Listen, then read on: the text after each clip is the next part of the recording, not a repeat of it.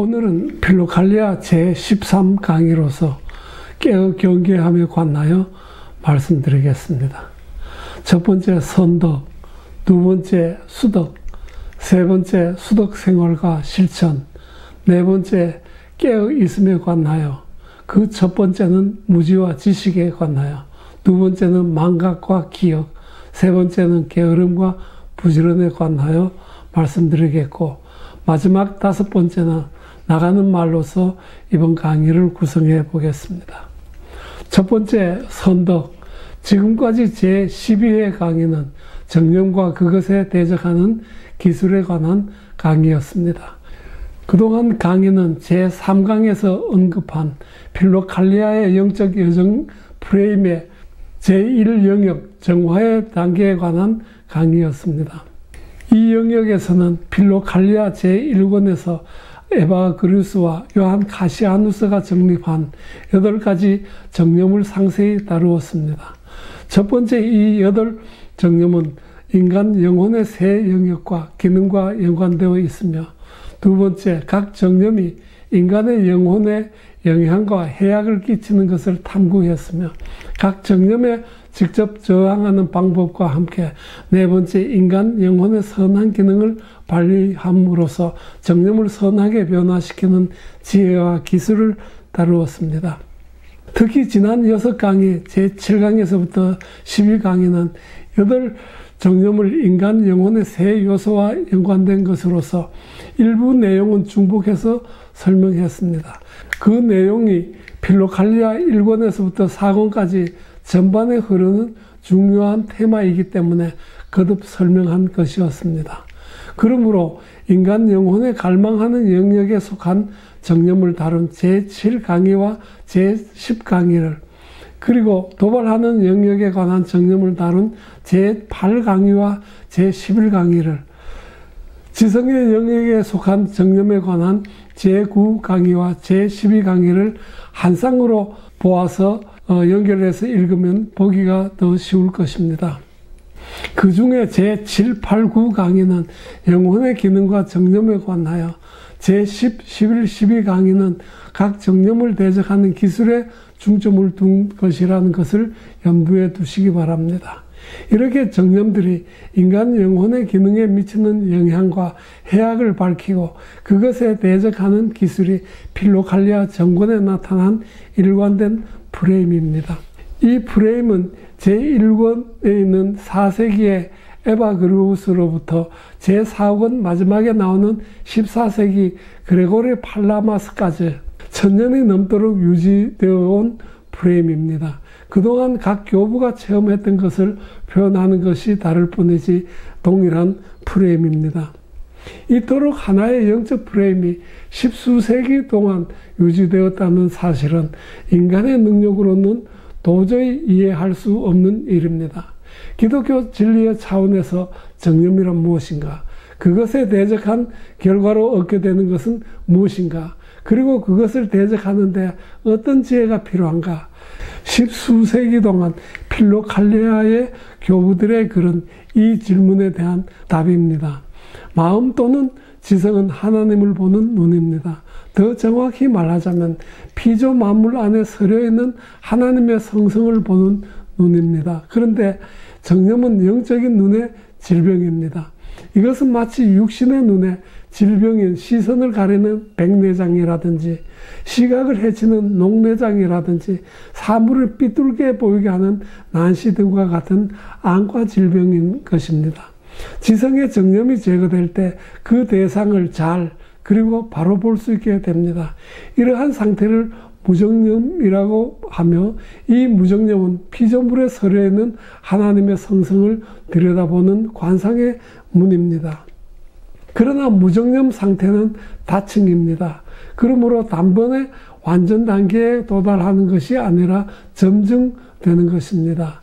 여기서 점증이라는 상황을 필로칼리아 교부들은 헬라 철학자들의 정화, 조명, 합일이라는 프레임을 차용해서 설명하고 있습니다. 즉 정화는 세례의 은사요, 조명은 오순절의 은사요, 합일은 유월절의 은사라는 것입니다. 이것을 기독교 예술에서 정화를 물고기로, 조명을 비둘기로, 하비를 어린 양으로 그리고 있습니다. 기독교 전통에서 흔히 영적 성장을 단계로 설명합니다. 요한 클리마쿠스는 거룩한 등정의 사다리에서 30계단으로 설명하고 구이고 2세는 성덕을 4단으로 설명했습니다. 서방 기독교 전통의 좋은 번역은 단계는 아니지만 풍류적으로 천류역정으로 영적 진보를 이야기하고 있습니다. 그러므로 하나님의 성성을 보는 것을 헬라 철학 용어로 관상이라고 부르는데, 영적 진보 정도에 따라서, 다시 말해서 영적 진보 분량에 따라서 관상, 즉 하나님을 보는 정도도 다르게 됩니다. 달리 표현하자면 영혼에서 정념을 정화하는 정도에 따라서 하나님을 아는 지식의 차원이 다르게 되는 것입니다. 그러니까 하나님을 아는 지식은 지성의 분량에 비례하는 것입니다. 지난 제12강의에서 인간 지성은 마음의 대상을 취사 선택하는 기능을 하며 그것이 여정의 방향을 결정하는 마부에 비유했습니다. 이렇게 인간 지성은 하나님을 지향하고 종국의 하나님과 연합을 이룹니다. 이때 하나님을 아는 지식, 거룩한 성품을 받게 됩니다. 이것은 인간의 공로가 아니라 하나님의 전적 은사입니다. 앞으로 하나님의 은혜로라는 말을 하지 않더라도 이것을, 즉 은혜를 토대로 삼고 있음을 유의하시기 바랍니다. 하나님이 우리 인간에게 가장 좋은 것으로 주시는 은사, 즉 덕이란 하나님의 성성인 것입니다. 물론 세상적이거나 물질적인 은사도 있겠지만 가장 근본이 되는 은사는 하나님의 성성입니다. 그러므로 은사를 받은 사람은 모든 세포에 신성한 성품이 가득 차게 됩니다. 베드로후서 1장 4절에 그는 이 영광과 덕으로 귀중하고 아주 위대한 약속들을 우리에게 주셨습니다. 그것은 이 약속들로 말미암아 여러분이 세상에서 정욕 때문에 부패하는 사람이 되는 것이 아니라 하나님의 성품에 참여하는 사람이 되게 하시려는 것입니다. 라고 기록되어 있습니다. 두 번째, 수덕. 하나님의 성성이란 무엇인가? 그것은 우리가 흔히 하나님을 부를 때 사용하는 수식어라고 보면 간단합니다. 예를 들면 거룩하신 하나님 할 때 거룩, 사랑의 하나님 할 때 사랑, 용서하시는 하나님이라고 할 때 용서, 오래 참으시는 하나님이라고 할 때 오래 참으심 등이 되겠습니다. 이것을 필로갈리아 교부들은 덕이라고 부릅니다. 그러므로 덕이란 하나님 나라의 온전한 백성으로서 하나님과 함께 하는 데 필요한 인격 요소입니다. 오늘날 덕에 관하여 플라톤 등 철학자들이 말하는 바른 사회인으로서 배양해야 할 4가지 보편적인 덕, 즉 지의 용절을 사추덕이라고 부릅니다. 여기에다 어거스틴과 토마스 아퀴나스는 복음의 3덕, 즉 믿음과 소망과 사랑을 더해서 기독교인으로서 갖추어야 할 7가지 덕을 말하고 있습니다. 필로칼리아 교부들은 이 선덕은 악덕에 반대되는 것입니다. 다음 그림에서 악덕을 버리고 순화함으로써 악덕, 즉 정념의 극을 이루는 선덕을 그려 넣었습니다. 이 그림은 지난 제6강에서 설명했던 것입니다. 거기에다가 선덕 부분을 추가했습니다. 필로갈리아 교부들은 이들이 주장하는 덕이란 하나님의 성성에 기초하므로 어느 보편적인 덕보다 더 근본적인 것입니다. 지금까지 악덕, 정념, 무정념, 선덕 등에 대해서 설명했습니다. 그런데 이 설명은 관념 또는 개념에 불과한 것입니다. 아무리 잘 설명한다고 해도 모두 설명자의 뜻을 이해할 수 없고 또 그것을 암기하고 기억한다고 해도 금세 잊어버리곤 합니다. 다시 말해서 인간의 기억이란 불안정하여 그것을 잊어버리고 실천으로 옮기지 못합니다. 이것을 기억 불확립이라고 부릅니다. 인간은 혼, 영, 육신으로 구성된 존재입니다. 기억이 불안정한 이유는 지식이 두뇌에만 머문 결과입니다. 영, 혼, 세 요소를 갖춘 온전한 전인이 개념을 통해 지식을 얻고 그것을 몸으로 실천할 때 전인으로 아는 삶이 되는 것입니다. 몸은 기억을 확립하는 데 매우 큰 도움을 주고 있습니다. 몸으로 실천되지 않는 지식은 정신적인 작용에 불과하며 그것은 바람, 즉 세파에 나는 개와 같이 허망하게 흩어지고 맙니다. 다시 설명하자면 이제껏 정념의 정체와 그에 대적하는 기술에 관한 설명은 개념적인 지식으로서 기억에 담아두었을 뿐 실제 상황에 부딪히게 되면 그것이 허망하게 무너져 버립니다. 이것을 영적 요요 현상이라고 부릅니다. 우리는 불완전한 육신을 쓰고 사는 동안 사념적인 덕은 불안정하여 영적 요요 현상을 맞기 일쑤입니다. 이는 이미 설명했듯이 한번 패배한 사악한 정념은 또 다른 전략, 전술과 화려한 변장술로 반격해 오기 때문입니다. 이들은 백기를 들고 조공을 바치러 와서 자기들의 패배를 인정하면서 모든 미사여구를 동원해서 승리자의 금욕 고행을 칭송합니다. 그래서 승리감에 도취하게 만들고 허영과 교만에 빠지게 만들므로써 나중 형편이 전보다 더 심하게 만듭니다. 이것이 그들의 새로운 전법입니다. 이렇게 싸움, 승리, 패배, 그리고 또 싸우고 승리하고 패배라는 이 과정을 이 세상에서 육신의 장막을 쓰고 사는 동안 계속될 것입니다. 그러나 실망하지 말고 실패하더라도 소망을 가지고 분연히 일어나서 주님이 오실 때까지 계속 싸워야 합니다. 이 싸움의 대상은 교활하고 변장술로 속이는 데 능한 사악과의 싸움입니다. 이 사악은 정념에 물든 자기, 부인당해야 할 자기입니다.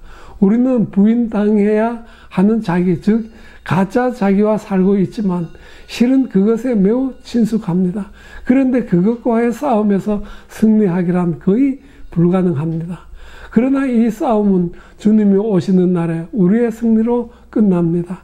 이때 우리가 부를 찬양은 알렐루야이며 그 전까지는 우리가 쉬지 않고 바쳐야 하는 기도는 하나님의 아들 주 예수 그리스도시여 제게 자비를 베푸소서입니다. 마귀를 무찌르는 최후의 병기는 주 예수 그리스도 이름뿐입니다.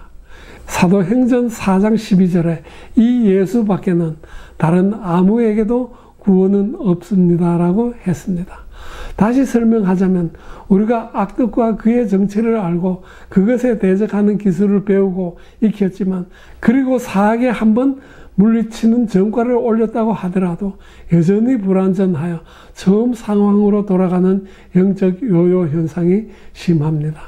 이에 대비하기 위해서 전인, 즉 몸으로 실천하면서 전인으로 사악을 대적해야 합니다.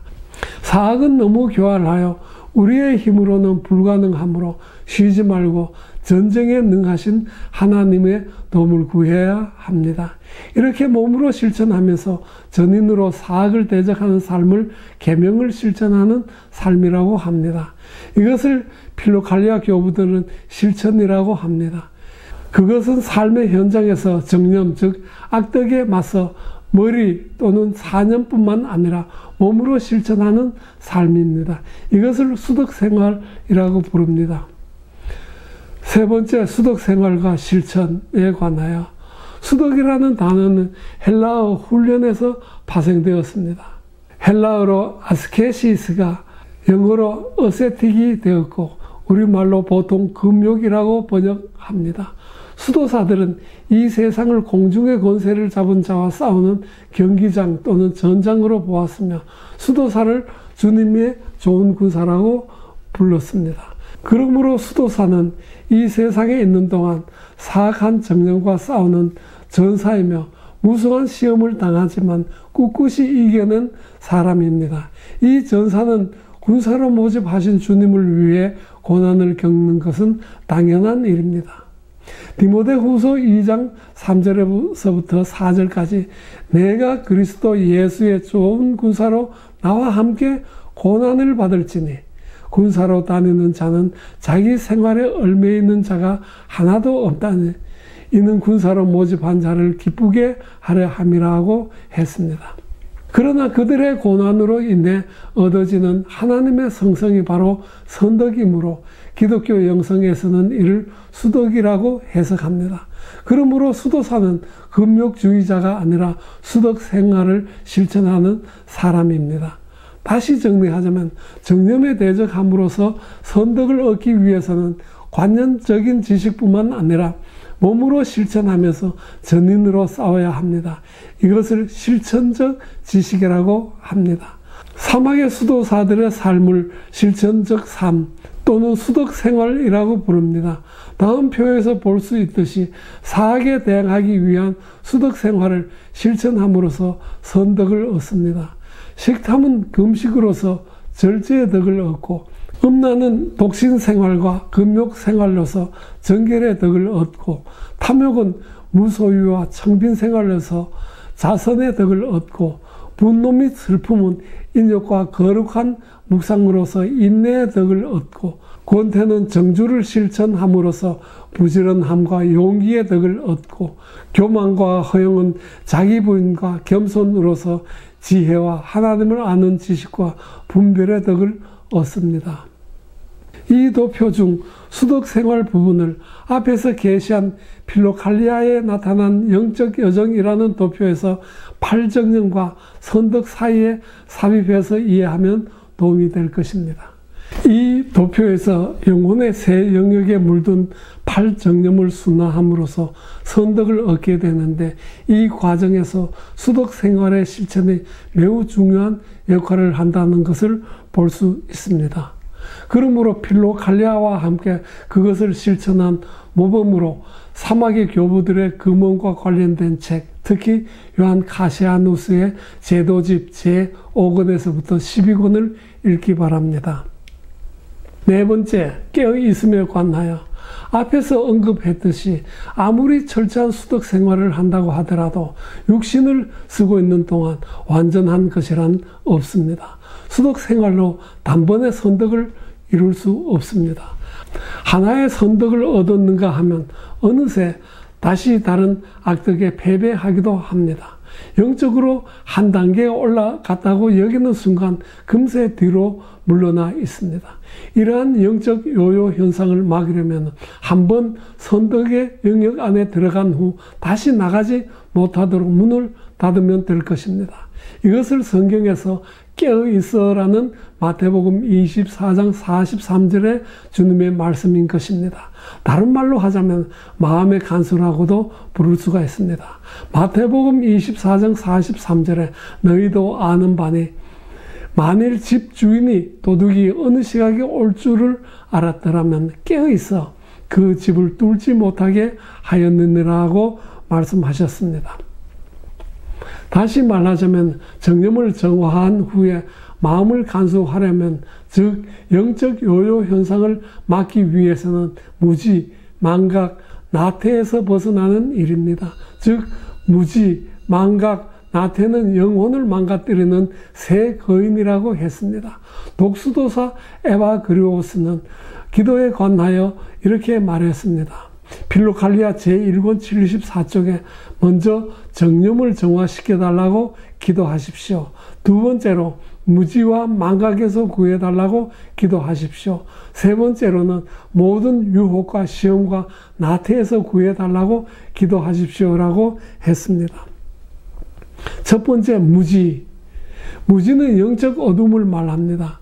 지성의 빛이 없는 상태, 성령의 조명이 없는 상태를 말합니다. 빛이 존재하는 순간 어둠이 사라지듯이 성령의 조명을 받을 때 지성이 밝아져서 길을 잃지 않습니다. 하나님은 천지 창조 첫날에 빛을 창조하심으로써 우주의 질서가 시작되었습니다. 창세기 1장 2절로 4절까지 땅이 혼돈하고 공허하며 흑암이 깊음 위에 있고 하나님의 영은 수면 위에 운행하시더라. 하나님이 이르시되 빛이 있으라 하시니 빛이 있었고 빛이 하나님이 보시기에 좋았더라 하고 기록되어 있습니다. 주님은 창조되지 않은 빛으로 이 세상에 오셨습니다. 요한복음 1장 2절에서 4절까지 그가 태초에 하나님과 함께 계셨고 만물이 그로 말미암아 지은 바 되었으니 지은 것이 하나도 그가 없이는 된 것이 없느니라. 그 안에 생명이 있었으니 이 생명은 사람들의 빛이라고 했습니다. 무지의 반대는 지식입니다. 하나는 하나님을 아는 지식이며 또 하나는 인간을 아는 지식입니다. 그리고 또 하나가 있다라면 마귀의 정체와 그의 계략에 대한 지식입니다. 정념은 영혼의 어둠입니다. 그러니까 정념으로 물든 지성은 분별하는 능력이 없으며 원수를 분별하는 능력도 없으며 영혼에 무익하고 해로운 것을 유익한 것으로 판단하게 합니다. 무지한 영혼은 이 세상을 천국으로, 무상한 것을 영원한 것으로, 고통의 원인을 행복을 주는 것으로 생각합니다. 세상을 영원하고 화평한 하나님의 나라로 착각하여 이 세상과 세상이 주는 것을 사랑하고 그것에 집착합니다. 무지는 영혼에 가장 유익한 것을 주시는 하나님의 선물을 모르고 거부하는 어리석은 자로 만듭니다.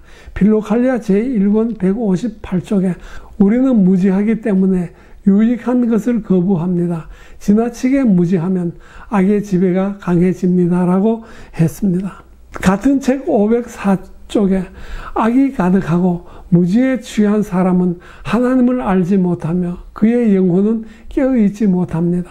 하나님은 영적인 분입니다. 영혼이 몸 안에 명백히 존재하듯이 하나님은 눈에 보이지 않지만 보이는 사물 안에 분명히 현존하십니다. 라고 기록되어 있습니다. 무지는 심지어 자기 자신이 누구인지 모릅니다. 또는 지금 무엇을 행하고 있는지도 모르고 어둠 중에 행하게 합니다. 같은 책 335쪽에 자신이 무지하다는 사실을 알지 못한 채 모든 것을 안다고 주장합니다라고 기록해 두었습니다. 지난번 강의 첫머리 그림에서 마부의 지성이 어둠 중에 놓여서 방향을 잃는다면 어떻게 되겠습니까? 마차는 전복하거나 길을 잃고 방황하여 목적지에 절대로 도달할 수 없을 것입니다. 같은 책 522쪽에 우둔하고 어리석은 영혼은 하나님에 대해 무지합니다. 하나님에 대한 지식은 영혼을 구원하는 선을 낳고 무지는 악을 낳습니다. 라고 기록되어 있습니다. 무지한 영혼은 자신이 무지한 줄도 모르고 세상 일에 열심히 일하면 일할수록 더욱 목적지에서 멀어질 뿐입니다. 같은 책에서 보면 그러나 하나님에 대한 무지에 취하여 방탕을 향한 악한 욕망을 이루려 한다면 죽은 후에 임할 재앙을 생각하지 않은 채 짐승처럼 멸망할 것입니다. 라고 했습니다. 또한 같은 책 272쪽에 영적인 길에 대해 무지한 사람은 정욕적인 생각을 경계하지 않고 육체의 일에 몰두합니다. 결과적으로 그는 자신의 지성을 흐리게 하거나 지나친 금욕을 행하여 정신을 혼미하게 합니다라고 되어 있습니다. 그래서 금욕자 마크는 이렇게 설명하고 있습니다. 같은 책 160쪽에 지옥은 무지입니다. 왜냐하면 지옥과 무지 모두가 어두운 것이기 때문입니다. 그리고 멸망은 망각입니다. 왜냐하면 이 두 가지 모두 소멸을 포함하기 때문입니다. 라고 되어 있습니다. 따라서 무지는 지옥을 구현합니다. 이와 반대로 하나님을 아는 지식은 현세에서 하나님 나라를 구현한다라고 말할 수 있습니다. 필로칼리아 205쪽에 모든 악 중에서 으뜸이 되는 것은 무지이고 그 다음은 믿음의 부족입니다. 라고 했습니다. 또한 같은 책 235쪽에 파괴적인 망각 또는 지성을 마귀시키며 생명에서 벗어나게 하는 게으름에 굴종하지 마십시오. 모든 악의 원인인 무지가 당신의 생각을 어둡게 하는 것을 허락하지 마십시오라고 했습니다. 인간의 무지는 영혼 안에 곪고 있는 상처와 같습니다. 이 상처는 하나님의 선한 피조물인 인간 지성의 불완전함 때문이 아닙니다. 하나님은 본디 인간의 지성에 하나님을 아는 지식을 부여해 주셨기 때문입니다. 그러므로 하나님에 대한 지식과 두려움으로 이 상처를 치료할 수 있습니다. 같은 책 532쪽에 하나님에 대한 지식과 두려움은 물질적인 정념을 치료해 줍니다. 영혼 안에 하나님에 대한 무지가 존재하는 한 정념을 치료할 수 없으며 그 때문에 영혼이 부패합니다. 영혼 안에 있는 악은 곪고 있는 상처와 같습니다. 그에 대한 책임이 하나님께 있는 것이 아닙니다. 왜냐하면 하나님은 인간에게 영적 지식과 이해력을 주셨기 때문입니다라고 기록되어 있습니다. 하나님을 아는 지식은 성령의 은사입니다. 두 번째, 망각. 두 번째, 망각에 관하여 망각의 반대는 기억입니다. 망각이란 잊어버린다라는 뜻입니다.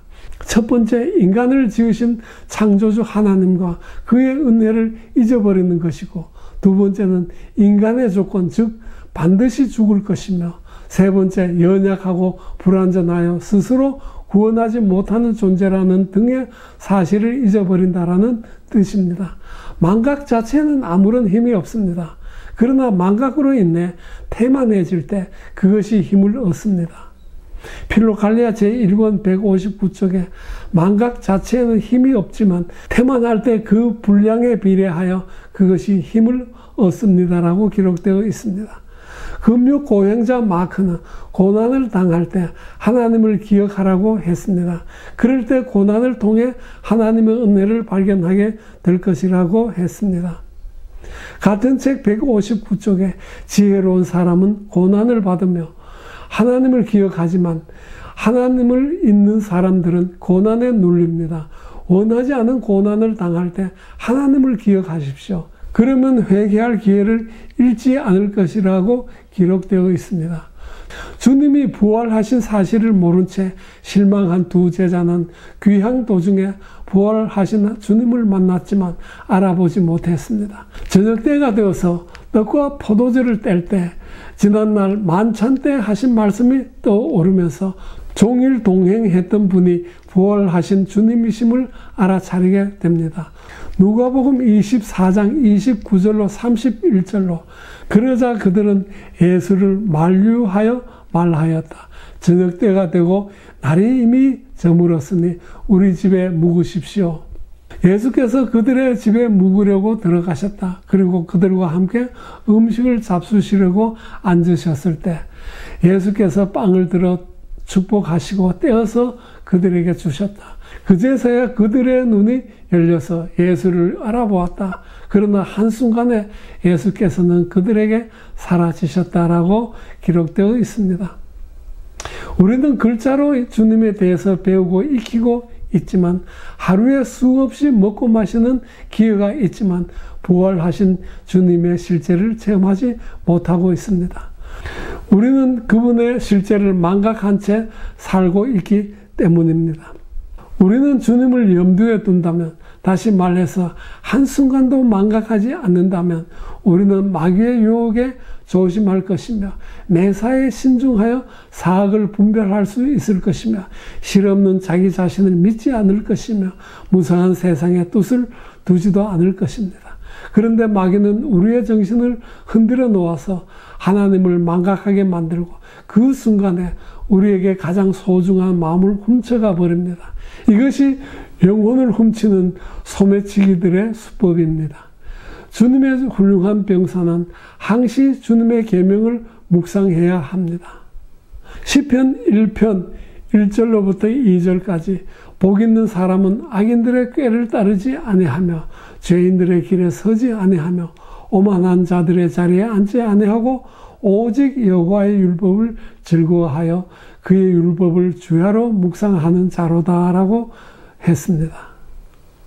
필로갈레아 제1권 126쪽에 우리는 이것을 알기 때문에 지극히 조심하여 이 치명적인 교만의 영을 두려워하고 마음을 지켜야 합니다. 우리는 어느 정도 거룩함을 획득한 후에는 내가 나 된 것은 내가 한 것이 아니요 오직 나와 함께 하신 하나님의 은혜로라는 말씀을 상기하며 나를 떠나서는 너희가 아무것도 할 수 없음이라 고 하신 주님의 말씀을 기억해야 합니다. 또 여호와께서 집을 세우지 아니하시면 세우는 자의 수고가 헛되며 그런즉 원하는 자로 말미암음도 아니요 다른 박질하는 자로 말미암도 아니요 오직 긍휼히 여기시는 하나님으로 말미암음이라는 말씀도 기억해야 합니다라고 기록되어 있습니다. 그런데 문제는 이러한 사실을 잊어버리는 데 있습니다. 기억해 두었다라는 사실조차 잊을 때가 대부분입니다. 이것은 기억이 내면에 확립되지 않기 때문입니다. 인간 기억에 한계가 있습니다. 이때 기억을 확립하기 위해서는 몸이 필요합니다. 기억한 것을 머리만 아니라 몸으로 익히는 것입니다. 그러기 위해서 기억한 것을 일상에서 몸으로 표현하는 것이 매우 효과적입니다. 즉 일상에서 생각과 행동과 말에서 연합하여 전인격의 거룩한 습관이 들게 하는 것이 매우 효과적입니다. 이러한 삶을 계명을 실천하는 삶이라고 합니다. 사막의 수도사들은 몸에 말씀을 새기기 위해서 시편 묵상과 손노동을 같이 했습니다. 그들은 하루에 시편을 외우면서 시편 낭송의 리듬에 따라서 손으로는 야자수 줄기로 바구니를 짰습니다. 이것이 전통이 된 것인지는 모르지만 나중에 정교회 수도사들은 양돌로 짠 매듭을 돌리면서 예수기도를 실천하고 있습니다. 겸손은 모든 덕을 담고 있으므로 겸손 하나만으로도 다른 악덕들도 물리칠 수가 있습니다. 그러므로 하나님과 죽음을 기억하는 동안 겸손하게 됩니다. 그러나 인간과 인간의 조건을 망각할 때는 교만하게 되고 교만한 영은 모든 사악한 정념을 수반합니다. 무지는 망각과 게으름과 상조합니다. 필로칼리아 제1권 금욕 고행자 마크 247쪽에 모든 악의 근원인 무지는 망각 그리고 암묵 속에서 영혼을 덮는 어둠의 수위를 짜는 게으름과 조력합니다. 그것들은 분리되어 있으면 지위를 유지할 수 없기 때문에 서로 돕습니다. 그것들은 마귀 군대에 대들보여 주요한 지도자입니다. 그것들을 통해서 이 군대 전체가 영혼 안에 침입해 들어와 목적을 성취할 수 있습니다라고 되어 있습니다.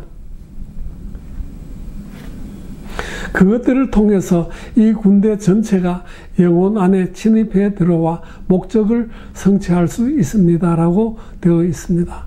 그러므로 우리는 이들의 반대 상황인 기억, 지식, 부지런함으로써 이 셋을 치유할 수 있습니다. 앞선 강의에서 인간 영혼을 푸죽한 앞을 배회하는 개에 비유했었습니다.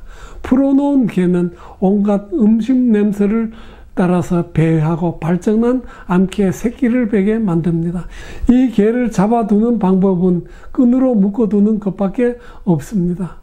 개를 묶는 끈을 기억에 비유합니다. 인간 정신이 방황하고 치우쳐서 악행을 일삼을 때 하나님과 인간의 조건을 기억하게 하는 것 외에 다른 방법이 없습니다. 성찬 성사에 참여하는 동안 적어도 우리는 하나님의 아들 독생자 예수님을 기억하게 됩니다. 그러나 우리는 성찬식 외에도 먹고 마실 때마다 주님을 기억해야 합니다. 세 번째, 게으름. 세 번째, 게으름에 관하여 게으름의 반대는 부지런함입니다. 로마서 11장 12절에 부지런하여 게으르지 말고 열심을 품고 주를 섬기라고 하셨습니다. 게으름 또는 권태라고 부르는 이 상황에 대해서 제도집에서 이렇게 설명하고 있습니다. 제도집 239쪽에 여섯 번째 싸움은 그리스인들이 아케디아라고 부르는 것입니다. 이것을 따분하거나 불안한 마음이라고 언급할 수 있습니다. 그것은 슬픔과 유사하며 독수도사들의 특이한 상태인데 특별한 사막에 거주하는 사람들을 빈번하게 위협하는 적입니다. 그것은 특히 제6시경에 수도사를 괴롭히며 일종의 열병처럼 몰려오고 약해진 영혼을 규칙적으로 일정한 간격으로 맹렬하게 공격합니다. 일부 원로들은 이것을 시편에 언급된 밝을 때 닥쳐오는 재앙이라고 말합니다라고 기록되어 있습니다. 게으름은 이끼가 낀 물 또는 옷에 좀에 비유하고 있습니다. 흐르지 않는 고요한 물, 조용히 좀이 먹고 있는 옷, 표면적으로는 평화스럽지만 가만히 두면 하나님의 일을 게으르게 하여 존재 전체를 망가뜨립니다. 필로칼리아 제1권 120쪽에 이 마귀는 낙담의 마귀와 협력하여 일합니다. 이 거칠고 무서운 마귀는 항상 수도사를 공격하며 한밤중에 습격하여 그를 해이해지게 하고 두려워하게 합니다. 그리고 수도원과 동료 수도사들, 수도원 내에서 행하는 모든 일, 심지어 성경 읽는 것까지 미워하게 합니다라고 기록되어 있습니다. 같은 책 159쪽에는 망각 자체에는 힘이 없지만 태만할 때 그 분량에 비례해서 그것이 힘을 얻습니다라고 기록되어 있습니다. 권태의 공격은 두 가지입니다. 그러므로 두 개의 전선에서 싸움을 싸워야 합니다. 하나는 하나님의 일에 해태하지 말아야 하고 또 하나는 기도실에 정조하는 일입니다. 제도집 242쪽에 그러므로 완전함을 위한 싸움에 정당하게 참여하려는 그리스도의 경주자는 영혼 깊은 곳에서 권태를 몰아내야 하고 노력해야 하며 또 잠과 주저앉음이라는 칼에 베이지 않고 외관상 경건한 이유에서라도 수도원에서 몰려나거나 수도원을 떠나 도망가지 않으면서 이 악한 영과 싸워야 합니다라고 되어 있습니다. 또 영적 잠이 올 때 분연히 용기를 내서 일어나야 합니다. 그리고 쉬지 말고 부지런히 예수 이름을 부르면서 기도함으로써 마음을 간수해야 합니다. 이것은 복음의 계명입니다. 마가복음 14장 38절에 시험에 들지 않게 깨어 있어 기도하라고 하셨습니다. 마지막으로 나가는 말. 이번 강의의 앞부분 대부분은 지난 12회 강의를 정의하는 데 시간을 할애했습니다. 필로칼리아는 한번 스쳐가는 책이 아니므로 중요한 부분은 거듭해서 설명하고 같은 텍스트를 중복해서 인용하고 필로칼리아와 관련된 교부들의 글을 다각도로 인용하고 주석을 달고 있습니다. 이렇게 하는 이유는 필로칼리아 담긴 지혜가 다차원적으로 기억에 확립되기를 바라기 때문입니다. 유튜브 강의가 지루하게 느껴져서 중간에 나가고 싶을 때는 마지막 부분 나가는 말은 꼭 읽고 나가시기 바랍니다. 이 부분만 읽으면 앞 부분을 상세히 듣지 않아도 전체는 파악할 수 있기 때문입니다. 오늘의 강의에서 재정리하는 요점은 다음과 같습니다. 첫 번째, 정념이 영혼에 미치는 영향에 대해서 재정리했습니다. 두 번째, 정념의 영향을 받은 영혼의 세 요소들은 제대로 작동하지 못하며 세 번째, 이 영혼이 바로 쌍두마차를 모으는 마음으로서 이 지성이 혼돈하면 길을 잃고 목적에서 벗어나지만 네 번째, 영혼의 지성에 장애가 되는 정념을 정화하면 저절로 대상이 보이기 시작합니다. 그것이 보는 능력에 따라서 거룩한 지식과 내면의 선덕이 형성되어집니다. 다섯 번째, 이 단계는 아직 불완전한 관상과 불완전한 선덕이 형성되어지는 단계입니다. 여섯 번째, 이 불완전하고 불안정한 상태를 기억의 불확립 상태라고 부르며 처음 상태로 되돌아가는 영적 요요 현상이 일어납니다. 일곱 번째, 이것을 안정하게 하기 위해서는 전인적인 수덕 생활이 필요합니다. 즉 육신도 이 과정에 참여하게 하여 거룩한 습관을 들이는 방법입니다. 이것을 수덕 또는 프락티케, 실천이라고 부릅니다. 여덟 번째, 프락티케, 즉 수덕 생활을 위해 세상과 가정을 떠나는 경우도 있지만 21세기 현대 기독교인에게는 복음의 계명을 세상에서 실천하는 거룩한 공동체 생활이 가장 적절하다라는 것입니다. 이것이 교회 생활의 근본 정신입니다. 이렇게 8가지 정념을 대항하기 위해 8가지 수덕을 실천한다는 것은 매우 힘들고 심지어 불가능하기도 합니다. 그래서 이것을 3가지로 묶어서 실천하는 것이 좀 더 쉬울 것입니다. 앞에 수덕의 요소를 잘 살펴보면 영혼을 망치는 3가지로 귀착되는데 이것이 망각, 무지, 게으름입니다. 이것에 반대되는 것은 기억, 지식, 부지런함입니다. 첫 번째, 기억은 하나님과 인간의 조건을 기억하는 것이고, 두 번째 지식은 하나님과 자기 자신과 마귀의 정체를 아는 것이며, 세 번째 부지런함은 사악에서 구원받기 위해서 부지런히 예수 이름을 쉬지 말고 그의 자비하심을 구하는 기도를 하는 것입니다. 이럴 때 하나님의 긍휼하심과 도우심으로써 점차 내면의 신성한 성품이 자리를 잡을 것입니다. 다음 강의는 무정념에 대해서 다루겠습니다.